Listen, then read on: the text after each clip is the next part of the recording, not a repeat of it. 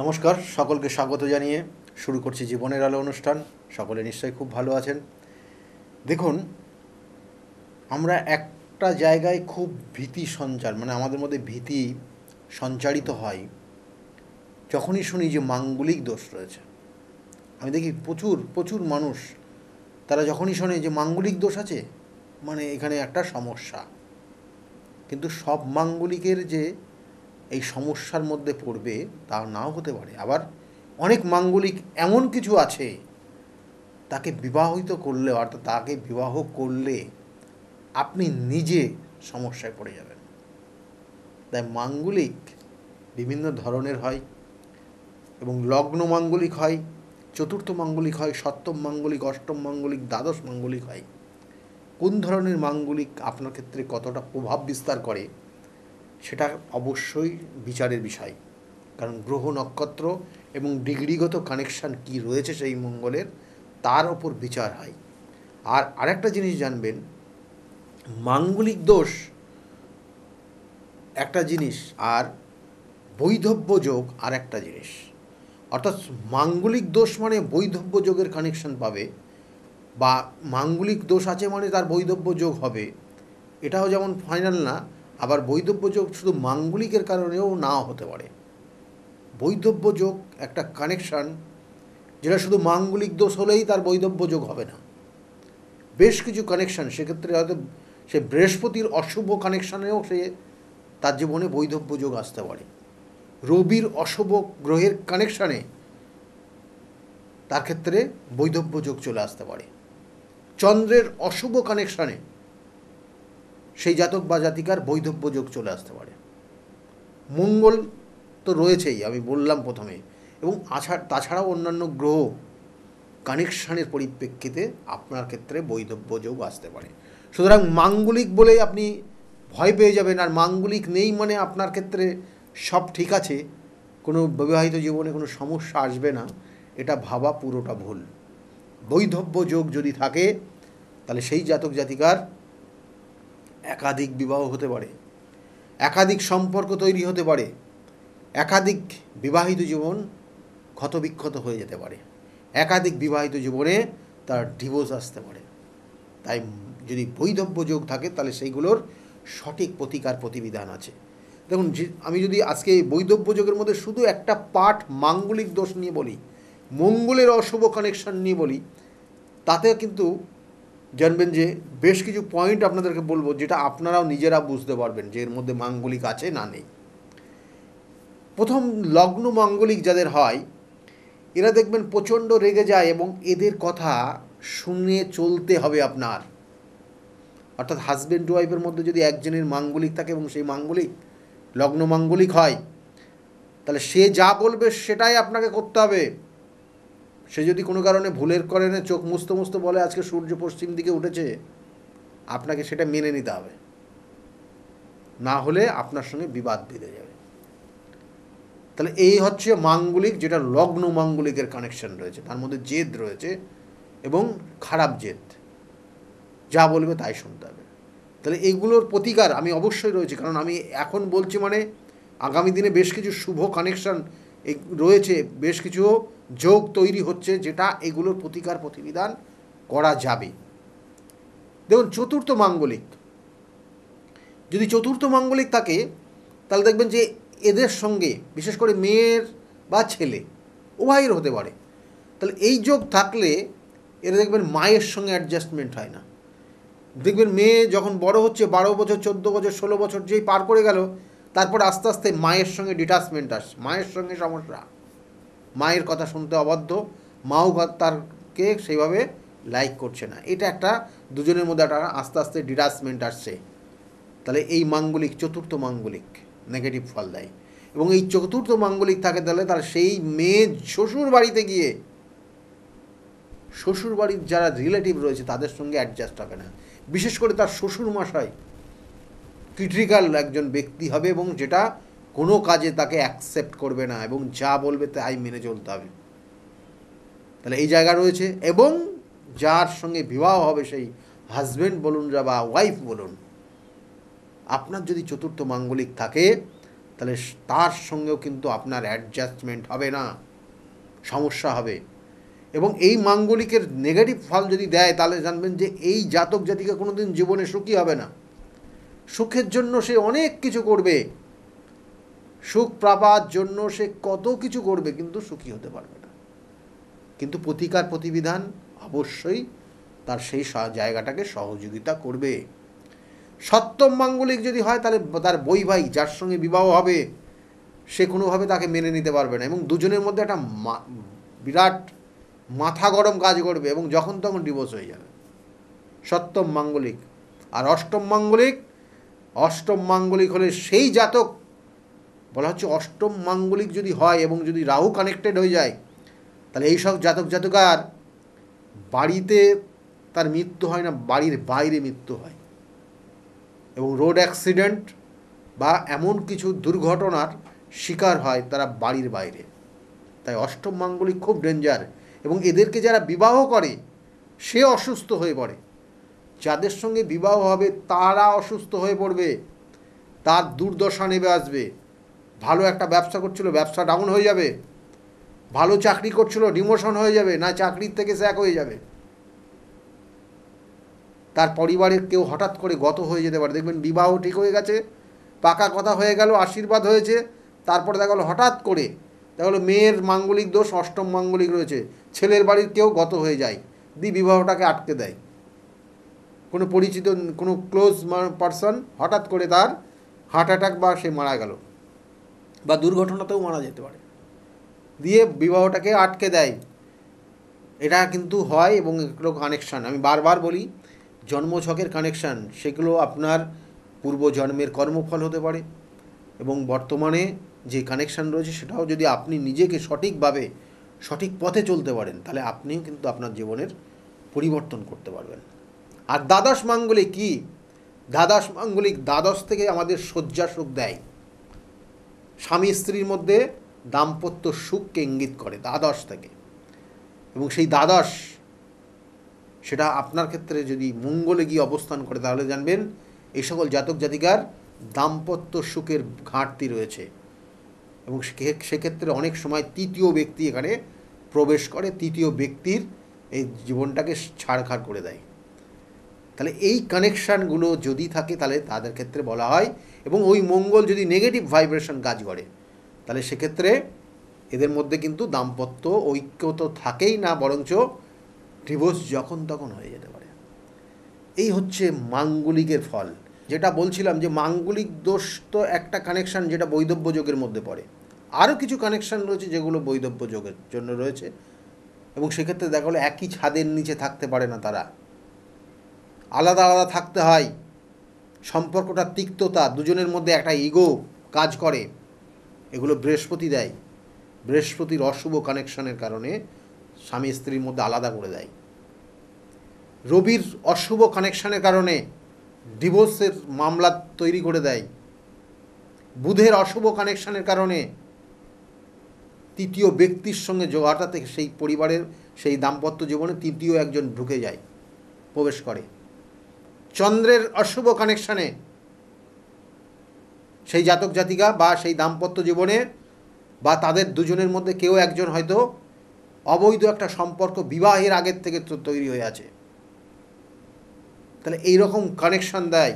আবার রাহুর কানেকশানে সে কিন্তু তাদের মধ্যে যদি কোনো রকমের মাথা গরম কারোর হয়ে যায় তাহলে তারা অত্যাধিকভাবে রেগে যায়, এবং এমনকি কিন্তু তাদের ফিজিক্যাল টর্চার পর্যন্ত তারা করে দুজনের মধ্যে।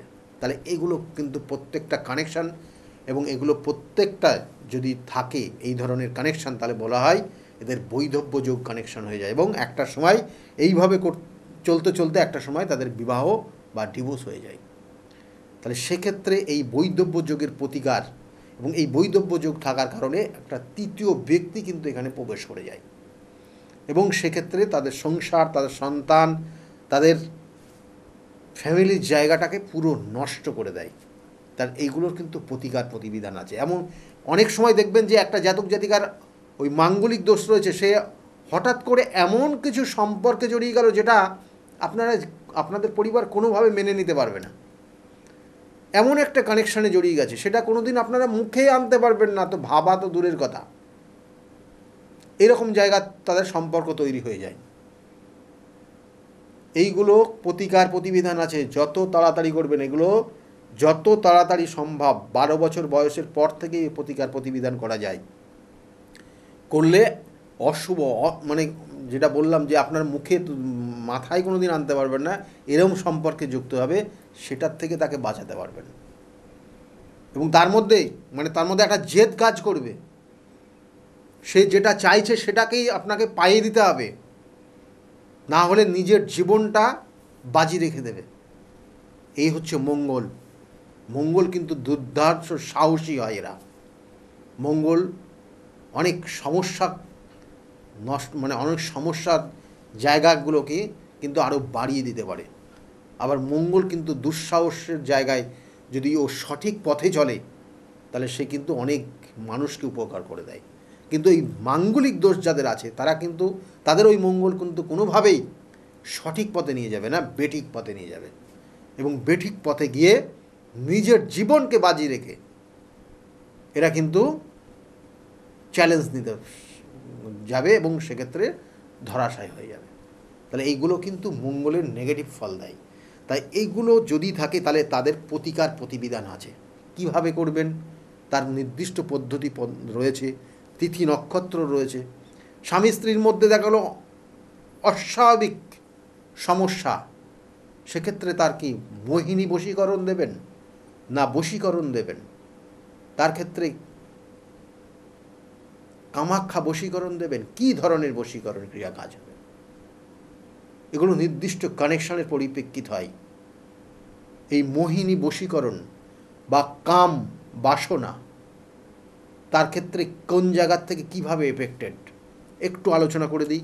কারণ এখানে কামাখ্যা কেন আসলো, মা কামাখ্যার এই নির্দিষ্ট তিথিটা কেন আসছে এখানে, সেই স্বামী স্ত্রীর মধ্যে সুসম্পর্কটাকে বজায় রাখার জন্য কামাখ্যা তন্ত্রটাকে কেন বেছে নেওয়া হয়েছে আমি বলবো। কারণ এই কামাখ্যা তন্ত্রর বা মা এই কামাখ্যার এই মন্দিরটাকে সঠিকভাবে রক্ষণাবেক্ষণা করেছিলেন যিনি, তিনি হচ্ছেন কামদেব মদন। কামদেব, এবং এই কামদেবের সঙ্গে বিবাহ হয়েছিল রতির। এবং একটা সময় পার্বতীর সঙ্গে শিবের বিবাহ দেওয়ার জন্য কামদেব সে কাম বাণ নিক্ষেপ করেছিল মহাদেবের ওপর। কিন্তু সেই মহাদেব ধ্যানে বসেছিলেন এবং তখন সেই ধ্যানে মগ্ন অবস্থায় তাকে ব্যাঘাত ঘটানোর জন্য কামদেবকে ভস্মীভূত করে দিয়েছিল, অর্থাৎ তাকে ভস্ম করে দিয়েছিল তার ত্রিনেত্র থেকে কিন্তু আগুন বার করে।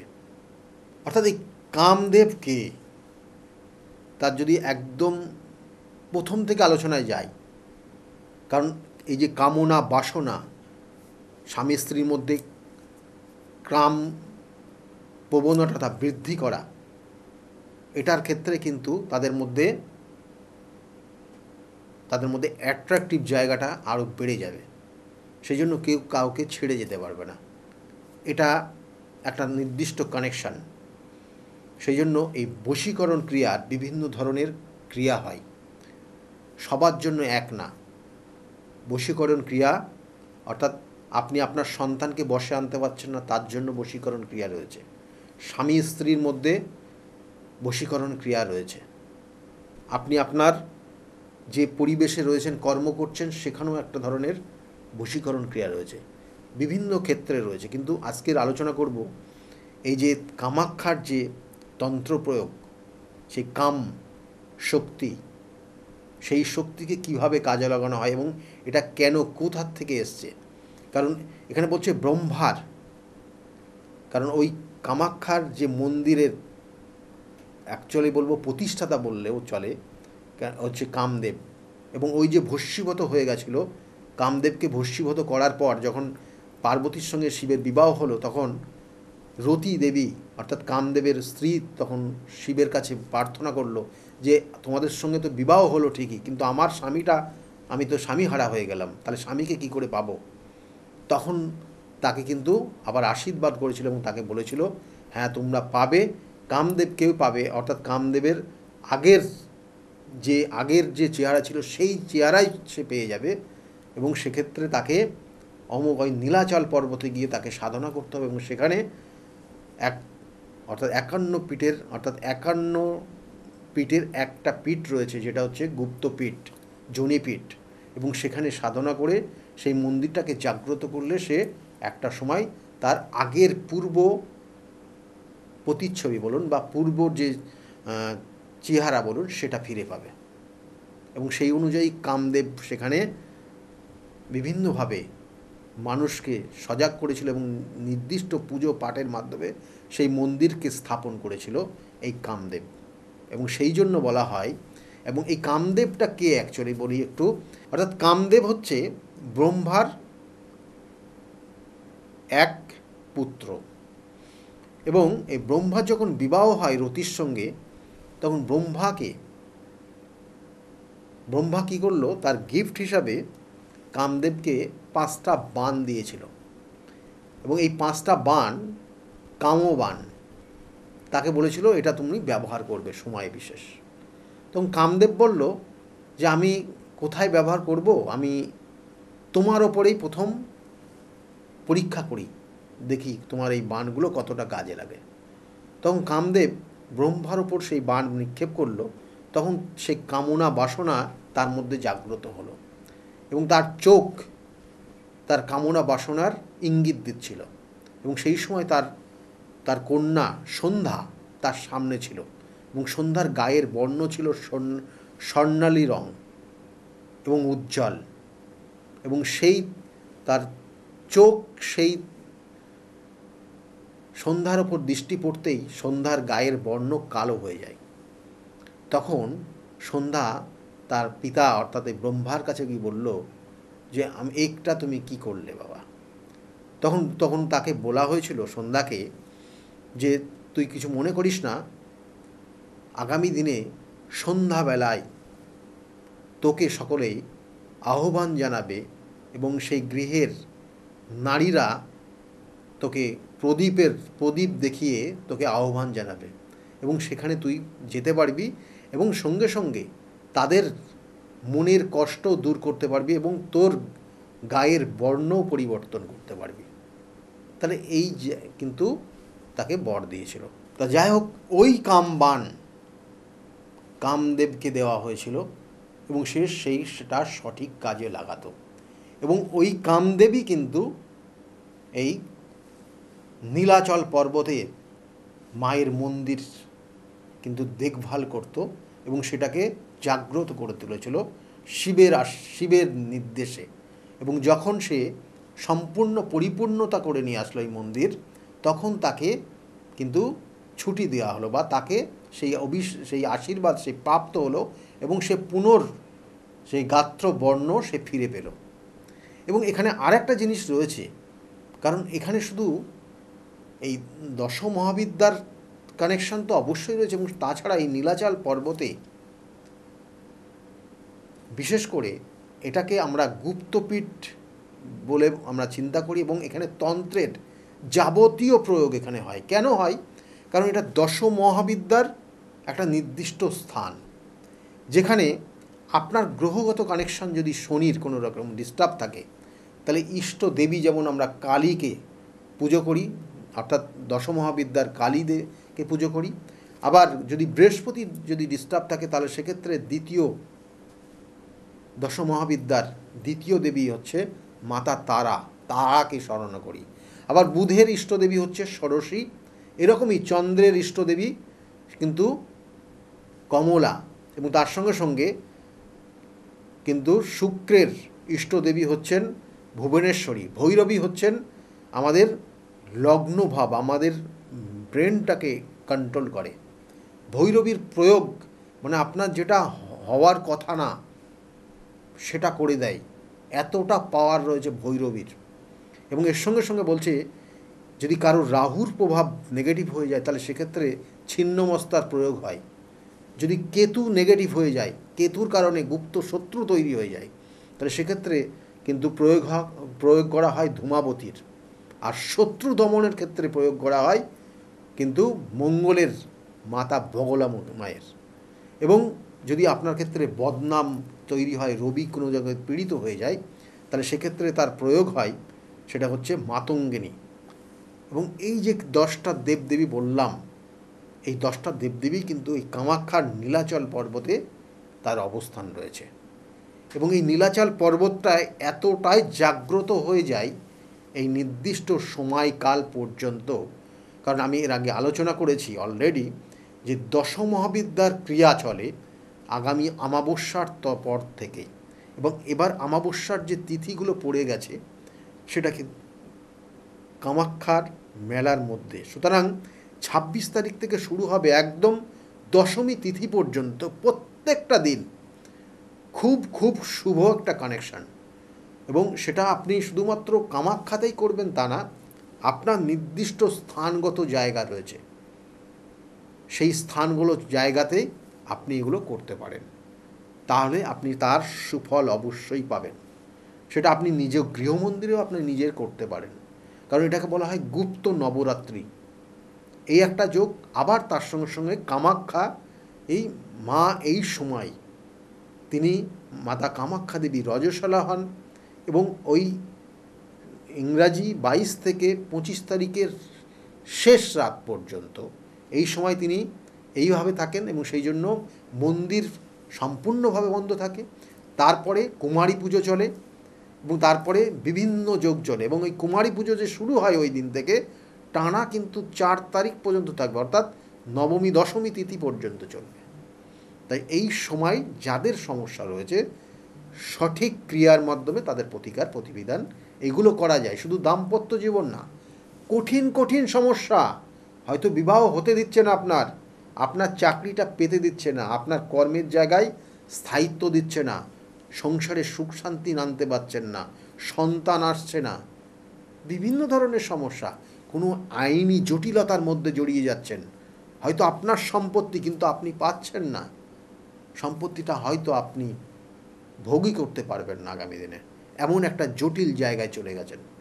তাহলে এগুলোর প্রতিকার প্রতিবিধান আগামী নির্দিষ্ট তিথি রয়েছে সেগুলো করান। এবং সঙ্গে সঙ্গে বলবো 26 তারিখে মহা হোমযজ্ঞ যেটা আমার গৃহ মন্দিরে হবে এবং এই মহা হোমযজ্ঞ ভীষণ একটা গুরুত্বপূর্ণ তিথির মধ্যে দিয়ে হচ্ছে। সেই জন্য যারা যারা মনে করছেন যোগাযোগ করবেন, অতি সত্বর বুকিং নম্বরে কন্ট্যাক্ট করে নেবেন। সকলে ভালো থাকবেন। কারণ প্রতিকার প্রতিবিধান এবং সঠিক গাইডলাইন, আমি বারবার বলি, প্রতিকারটা কখন করছেন, কোন তিথি কোন নক্ষত্রে, সেটার একটা ভ্যালু রয়েছে। আপনার সমস্যাটা রয়েছে, সেই কঠিন সমস্যার থেকে সেই নির্দিষ্ট সময়ের প্রতিকার প্রতিবিধান আপনাকে বের করে নিয়ে আসতে পারে, ভালো জায়গায় নিয়ে আসতে পারে।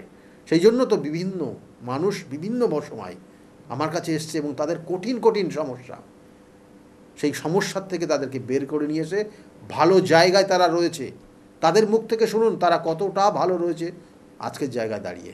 সেই জন্য প্রতিকার প্রতিবিধানের নির্দিষ্ট সময়কাল রয়েছে। আর শুনতে থাকুন যারা বিগত দিনে এসেছিল তারা কতটা ভালো রয়েছে। সকলে ভালো থাকুন, আগামী দিন সকলের খুব ভালো হোক, এই শুভকামনা রইল। নমস্কার। ডক্টর গৌতম শাস্ত্রী আর 5 জন অ্যাস্ট্রোলজারের থেকে কেন তিনি আলাদা? স্বাভাবিকভাবে আপনাদের মনে এই প্রশ্ন আসতেই পারে। দূর দূরান্ত থেকে নানান সমস্যায় জর্জরিত মানুষ ছুটে আসেন তার কাছে। গ্রহদোষ হোক কিংবা কাল সর্পদোষ, অথবা ধরুন মাঙ্গলিক দোষ কিংবা অন্য যে কোনো সমস্যা, তারা জানেন সব সমস্যা স্থায়ী সমাধানে এক এবং অদ্বিতীয় ডক্টর গৌতম শাস্ত্রী। চলুন আজ আপনাদের সাথে পরিচয় করিয়ে দিই এমন কিছু মানুষের এবং শুনে নিই তাদের কথা। আমার বাবা 2021 সালে প্রথমবার স্যারের কাছে আসেন, আর মানে বাবার ব্যাপারে যে যে প্রেডিকশনগুলো করা হয়, মানে প্রত্যেকটা প্রেডিকশন প্রচণ্ড অ্যাকিউরেট ছিল। তারপরে তো বাবার বিভিন্ন কাজে মানে স্যার হেল্প করেছেন, যেগুলোতে রেমেডি দিয়ে প্রত্যেকটা কাজই তারপর মানে খুব আমরা ফলও পেয়েছিলাম। তারপর মা আমায় নিয়ে আসে। আমার ব্যাপারেও স্যার যে প্রত্যেকটা প্রেডিকশন করে প্রত্যেকটাই এতটাই অ্যাকিউরেট ছিল, মানে অনেকটা অবাক করার মতোই অ্যাকিউরেট ছিল। আর মানে মনে হয়েছিল আরও আগে আসলেই ভালো হতো, আরও অনেক কিছু বেটার হতে পারতো, কিন্তু তারপরে যখন রেমেডি নেওয়ার পরে আর প্রচণ্ড অনেক রকম ফল পেয়েছি আমি, আমার মা, আমার বাড়িরও সবাই এসেছে, মানে সবাই অনেক ভালো ফল পেয়েছি। আর মানে স্যার শুধুমাত্র ফলের দিক থেকেই না, এখানে এসে পুজো দিয়ে স্যারের ব্যবহারও খুব ভালো। আর মানে প্রত্যেকটা জিনিসের ক্ষেত্রে তিনি মানে খুব অ্যাটেন্টিভ, খুব ভালোভাবে শোনেন, প্রত্যেকটা জিনিসের সেভাবেই সলিউশন দেয়। তো আমি এসে তো খুব ভালো ফল পেয়েছি। আপনারা যদি দেখে থাকেন, আসবেন, মানে অবশ্যই ফল পাবেন। অনুপ চন্দ্র, আমি ডক্টর গৌতম শাস্ত্রী স্যারের সাথে বিগত 6 বছর ধরে মানে যোগাযোগে আছি। আমি যখন কলেজে স্টুডেন্ট ছিলাম তখন থেকে স্যারের কাছে কনসালটেশন নেই। পড়াশোনাতে ওনার গাইডেন্সের মাধ্যমে আমি বিটেক কমপ্লিট করি, তারপরে আরও কিছু পড়াশুনো করছি এখন। সাথে সাথে কেরিয়ারের ওনার প্রচুর গাইডেন্স পেয়েছি। ওনার গাইডেন্সের মতো আমি এখন একসাথে 3খানা ব্যবসা প্যারালালি রান করছি। 3টেই কিন্তু ইন্ডিয়ার বাইরে, নট অনলি ইন ইন্ডিয়া, 3টে ইন্ডিয়ার বাইরে। এখন একটা ছোট অ্যাচিভ করেছি। রিসেন্টলি আমি একটা গাড়ি কিনেছি, যেটা Volkswagen কোম্পানি, 25 lakhs অ্যান্ড অ্যাবভের। পরবর্তীকালে বেশ কয়েকটা গোল আছে। স্যারের গাইডেন্সের মাধ্যমে সেই গোলসের ওপরে আমি টাইম টু টাইম কাজ করছি। ওনার কনসালটেন্সিটা এতটাই ভালো কি আপনাকে উনি মান্থ টু মান্থ বলতে পারেন কি কোন সময়ে আপনি কিভাবে রিঅ্যাক্ট করবেন, কিভাবে এক্সিকিউট করবেন নিজের কাজ। যদি আপনি সেই কাজগুলো সেই ওনার কথা অনুযায়ী আপনি যদি এক্সিকিউট করেন, ডেফিনেটলি আপনার গোলটাও টাইম মতো কমপ্লিট হবে। আর আমি সবাইকে এটাই বলবো, যদি আপনারা বিশ্বাস করে আসেন তবেই কিন্তু হবে। যদি বিশ্বাস না থাকে তাহলে কিন্তু কোনো কিছু হবে না। আপনাকে সেই বিশ্বাসটা রাখতে হবে। নমস্কার, আমি শ্রাবণী দাস, আমি হালিশহর থেকে আসছি। স্যারের এখানে আমি খুব বেশি দিন আসছি না, তবে আমার ফ্যামিলির অনেককে নিয়ে আমি এখানে এসেছি। এখানে এসে স্যারের কাছ থেকে আমি অনেকভাবে উপকৃত হয়েছি। যেমন আমার এক কাজিন, ওর অফিসের কোনো প্রবলেম হচ্ছিল, ও কোনোভাবে স্মৃতি হচ্ছিল না অফিসের কোনো কাজের। স্যার বলেছিলেন যে ও পুরনো যেখানে কাজ করছে সেখান থেকেই ওর কাজ, আবার ওখান থেকে ওকে ডাকবে এবং সেখানেই ওর স্থিতি হবে, সেটাই হয়েছে। আবার আমার আরেক রিলেটিভের গাইনিক কোনো প্রবলেম হচ্ছিল, সেই প্রবলেমও উনি যা বলেছিলেন যে সেই প্রবলেম ঠিক হয়ে যাবে, সেই প্রবলেম ঠিক হয়ে আমাদের ফ্যামিলিতে এখন নতুন একজন মেম্বার আসছেন। এই জন্য আমরা খুব খুশি ওনার কাছ থেকে এসে, ওনার কাছে এসে আমরা নানাভাবে অনেকভাবে উপকৃত হচ্ছি। স্যারের কাছে আমি 2019 সাল থেকে আসছি। তো আমি স্যারের কাছে এসে আমি স্যারের যা প্রেডিকশন ছিল সবগুলোই মিলে গেছে এবং হুবহু আমার কিছু না বলার আগেই উনি সব কিছু বলে দিয়েছিলেন। তাই জন্য আমি ফল পেয়েছি বলে আমি ওনার কাছে এত দূর কাঁচরাপাড়াতে এসেছি। দাদার কাছে এসে আমি আমার নিজের সংসারের যা দায়িত্ব ছিল, অসুবিধা ছিল, সেই সবগুলোও আমি পেয়েছি। কি কাজকর্ম ছিল না, সেই সব কাজকর্মগুলোও আমি নিজের এতে পেয়েছি, সব কিছু পেয়েছি। যেখান থেকে যা আমি ঋণ করেছিলাম সেগুলোও আমি আজ শোধ করতে পেরেছি। নিজেকে অনেক সংসার থেকে আমি মুক্ত হতে পেরেছি সব কিছু করে। আমি গৌতম শাস্ত্রীকে দেখে, টিভির পর্দায় দেখে তার নর্মতা, ভদ্রতা আমার খুব মনে লেগে গেল। তখন তাকে খুঁজতে খুঁজতে তার কাছে আসি, কিন্তু অনেক জ্যোতিষী দেখেছি টিভি পর্দায়, আমার মনের মতো হয়, কিন্তু ওনার ভাষা সব কিছু আমার খুব ভালো লাগে। ওই জন্য ওনার কাছে এসে আমি অনেক উপকৃত। আমার দেহের এবং মনের শান্তি, অনেক কিছু আমার নিজের জনদের, ছেলে মেয়ে, নাতনিদের জন্যে অনেক সমস্যা উনি সমাধান করে দিয়েছে। আমার এক নাতনির 16 বছর বাচ্চা হয় না, তাকে পর্যন্ত এনে দেখালাম, তার কোলেও বাচ্চা দিয়েছে। এর থেকে আনন্দ আমার আর কি আছে? তার কোনো চাহিদা নেই, কোনো চাহিদা নেই, দিলেই কি না দিলেই কি, কোনো চাহিদা নেই। আপনারা একবার এসে যোগাযোগ করেন। কামাখ্যা মা তারা মা গৌতম শাস্ত্রী তাদেরই একজন ভক্ত। তাদের সাধনার ফলে আজকে আমাদের প্রত্যেকের কাছে পৌঁছিয়ে দিচ্ছে সেই শান্তির সাহারা। যে যেখানে আছেন, আপনারা যারা আছেননি তারাও এসে তার সঙ্গে দেখা করুন, যোগাযোগ করুন। আপনাদের সমস্যার সমাধান হবে ও শান্তি পাবেন।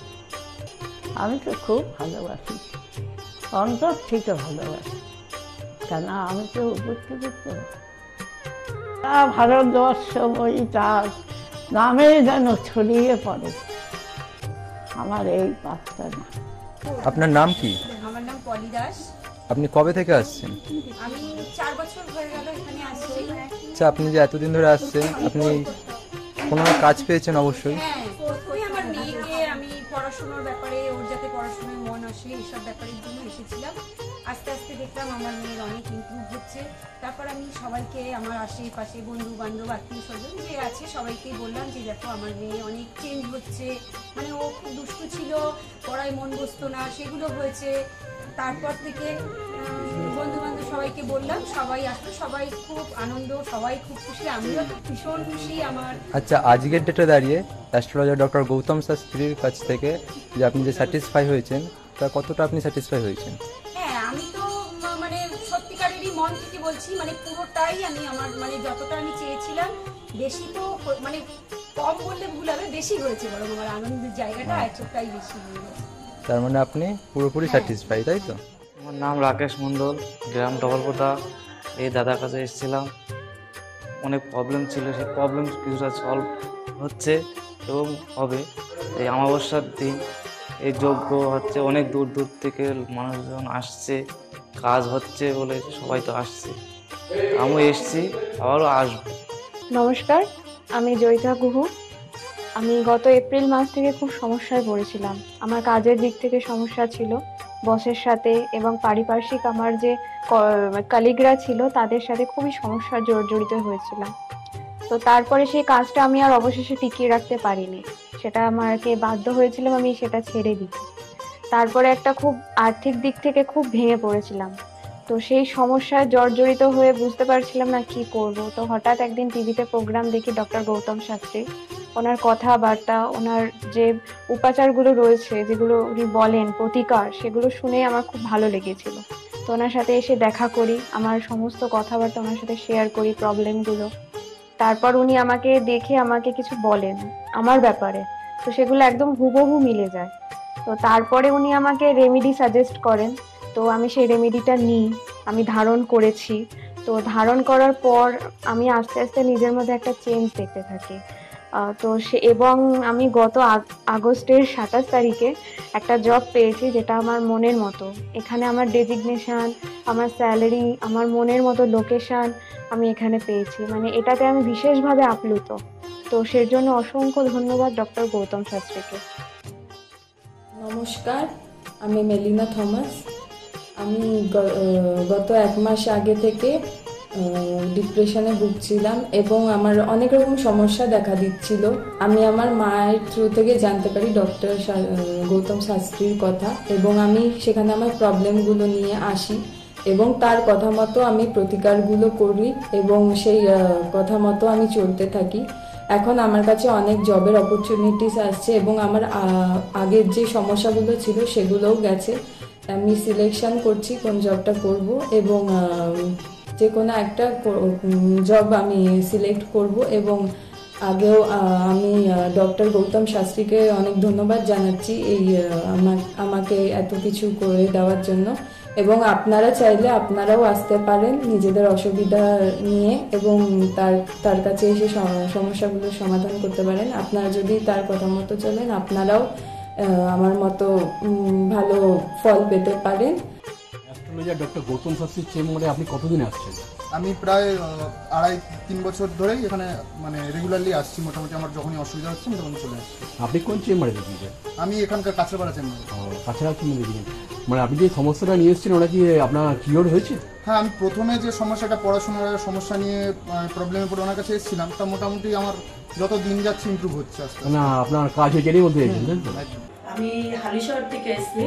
ধরো আমার নাম তো মলিনা ঘোষ, কিন্তু তোমার কি হয়েছে বলো তো, আমি দাদার কাছে অনেক বছর ধরে মানে কয়েক বছর ধরে ভালোই এসেছি। আমি অনেক বিপদে পড়েছিলাম তো, তখন আমি এক টিভি চ্যানেলে দেখে, সবাই কিন্তু প্রোগ্রাম দেখে, সব সিরিয়াল দেখে, সব কিছু দেখে, কিন্তু আমি ওই সিরিয়াল সব কিছু ছেড়ে আমার এমন বিপদ হয়েছিল, আমি শুধু টিভির কাছে বসে শুধু এই শাস্ত্রীয় চ্যানেলগুলো দেখে দেখে আমি মনে ভাবতাম আমি কাকে মনের মতন পাবো।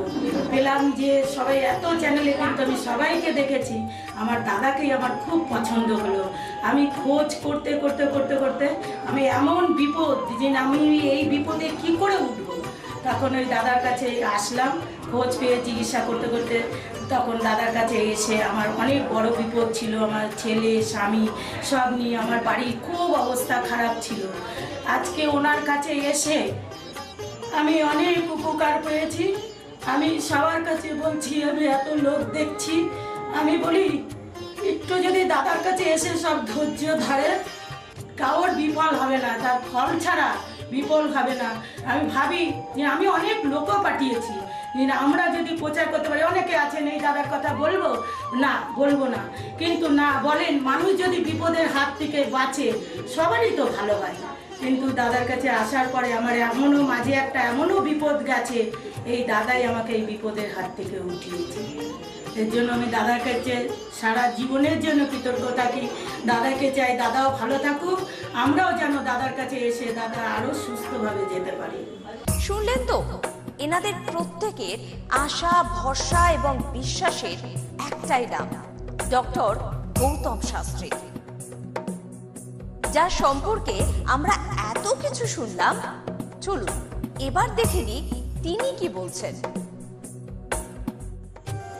আজকের যে ফিডব্যাক আপনারা পাচ্ছেন, এগুলো কিন্তু আমার সবটাই আমার গুরুদেবের আশীর্বাদ। কারণ গুরুদেব আমাদেরকে একটা জিনিসই বলেছিলেন যে যেভাবেই হোক মানুষকে উপকার করলে তোমার কিন্তু আগামী দিনে দেখবে তোমার মানুষ কিন্তু তোমার পাশে এসে দাঁড়াবে। এবং সেইভাবেই আমি কিন্তু যেভাবে সকলের উপকার বা আমি যতটা কাজ করছি সকলে উপকৃত হচ্ছে, এবং এর জন্য আমিও কিন্তু খুব আনন্দ পাই যখন তারা বলে যে না দাদা, আমি আপনার এই কারণে এই জন্য এসেছিলাম, এই কাজটা আমি পেয়ে গেছি। সুতরাং আমিও চাই যে এইভাবে মানুষের পাশে থেকে মানুষকে সহযোগিতা করে মানুষকে আরও ভালো জায়গায় পৌঁছে দেওয়া। যাদের খুব দুঃখের মধ্যে, কষ্টের মধ্যে আছে, তাদেরকে কিছুটা গাইড করে তারা যদি আরও ভালো জায়গায় যেতে পারি এবং ভালো জায়গায় তাদেরকে যদি নিয়ে যেতে পারি, এটাই হচ্ছে আমার মেন উদ্দেশ্য। অর্থাৎ তারা যদি আরও ভালো জায়গায় যেতে পারে, সেখান থেকে যে আনন্দ উপভোগ করতে পারবো আমি, সেটা কিন্তু চিরস্থায়ী থেকে যাবে। তাহলে আর দেরি কেন, চটপট ফোন করুন 9836410969 অথবা 8335805241 এই নাম্বারে। শুধুমাত্র একটি ফোন, যা পাল্টে দিতে পারে আপনার গোটা জীবন। জ্যোতিষবিদ, বাস্তুবিদ, হস্তরেখা বিশারদ ও spiritual guide doctor Gautam Shastri, এক এবং অদ্বিতীয়।